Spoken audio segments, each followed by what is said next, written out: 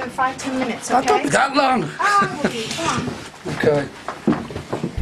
Meanwhile, Keith and Shane might not have a clue to their whereabouts in Mary King's Close, but wherever it is, they're starting to hear things. Do you hear that? I bet it sound like... I don't know. Listen. Listen. Listen. Sounds like Louis Walsh having a shite. What does that sound like? You're right. That's exactly what In good spirits, Keith and Shane continue the search for the exit. Shine the lights here, look, come here. You got it bolted, well, she's screwed in there, there, and there. Must mean she's worth kicking in. Aye, boss. I keep an eye this way. I'm not trying this over, see when I'm kicking. We're in. Come on. Come on.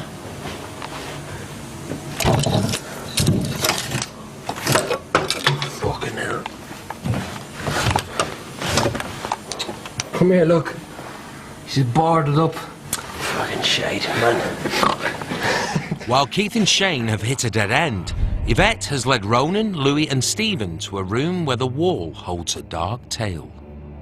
There's a hole in the wall.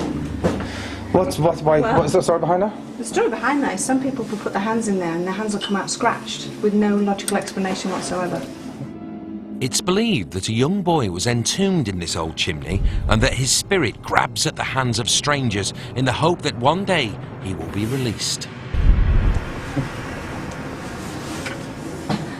Would you put your hand in there? I'm gonna put my hands through there. Why not? No, I'm not. Well, I'll go close to it and see. Would you put your hand in there? No. Why? No, I won't do it. Why? I'm just afraid. Afraid of what? What's Come in on, there? you I big don't three know. butch guys. I don't know. It's not, huh? You do it, Yvette. Me? If you do it, we'll do it. Wait, have you done it? No, God!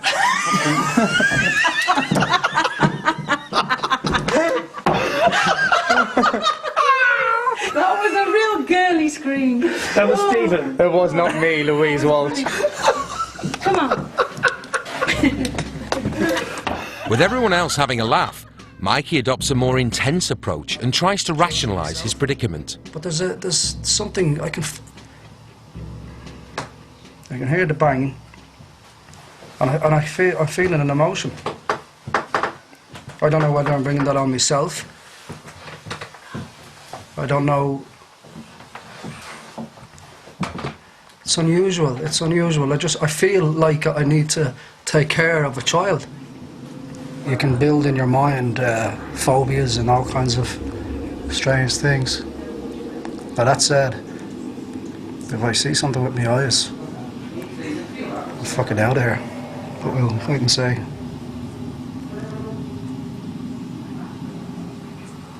Maybe someone was boarded up in there and scratching, trying to get out. Who knows? Who knows? Come on, let's go somewhere else and leave my... But as they leave the hole in the wall room, something calls them back. What's that? Did you hear that? Did that whistle? Yes, I did. Yes, I did hear it. Did you hear that whistle? I did. That was brilliant. No, seriously, a whistle just here. I know. What's that? It was just whistle just there. No. Thank you. Can you do it again?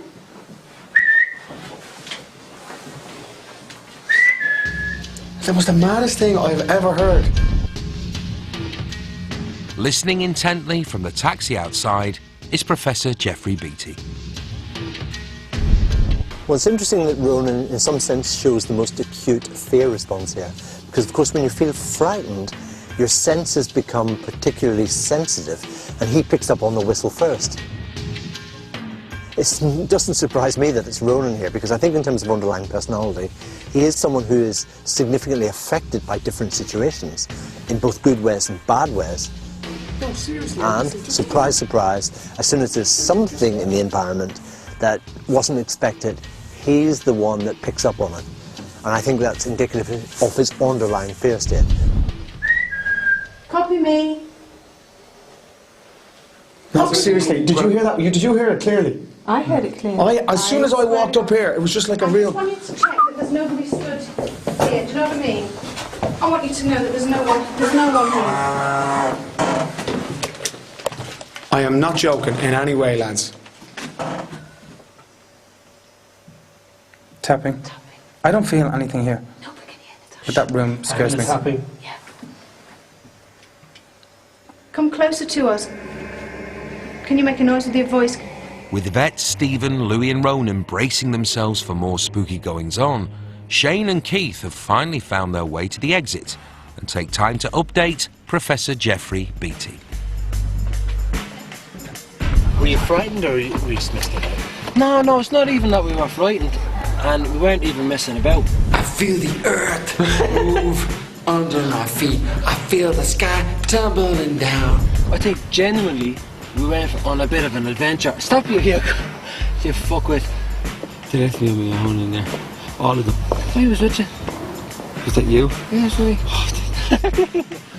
I do believe there is supernatural activity down there. And I know there is, but I didn't see any of it. Nothing okay? raised its head. Nothing No. raised its head. Look. Like, do you know when you think, oh, the camera's on you, so nothing's going to happen. So we said, fuck it. We switched them off, and nothing happened.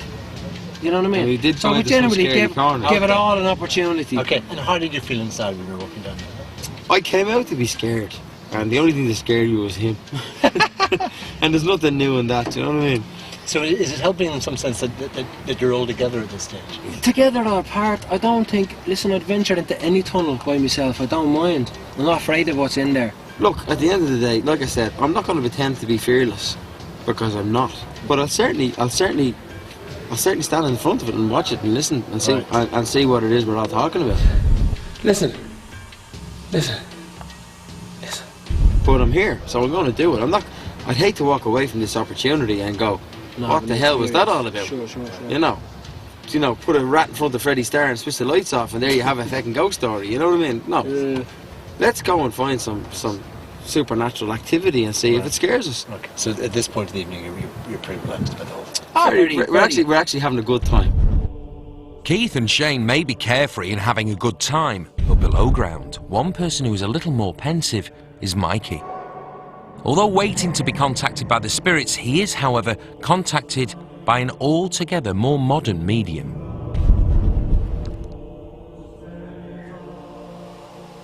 Annie.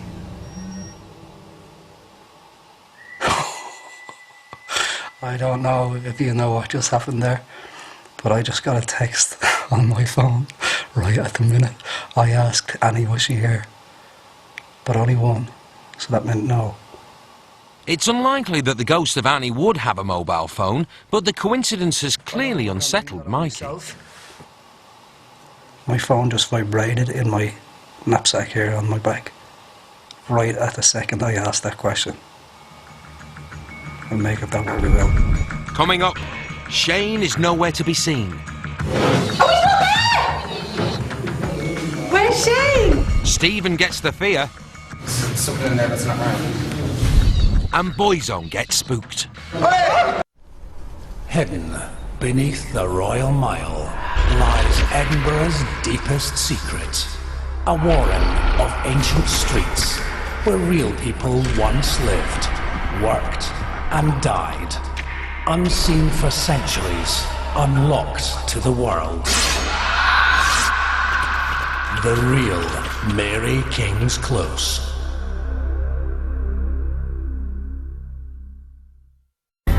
Louis Walsh and his band of Celtic balladeers Boyzone are in Edinburgh for a night ghost hunting with the queen of all things scary, Yvette Fielding.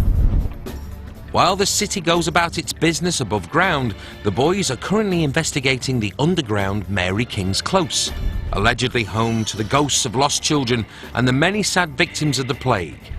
While Keith and Shane are taking time to talk to Jeffrey Beattie in the taxi, I do believe there is supernatural activity down there. And I know there is, but I didn't see any of it. Mikey is alone in Annie's room, supposedly home to the spirit of an abandoned child. It's unusual. I feel like I need to take care of a child. While the rest of the gang are with Yvette in the corridor outside. Could do something here. I'm feeling really sick. No one's calm.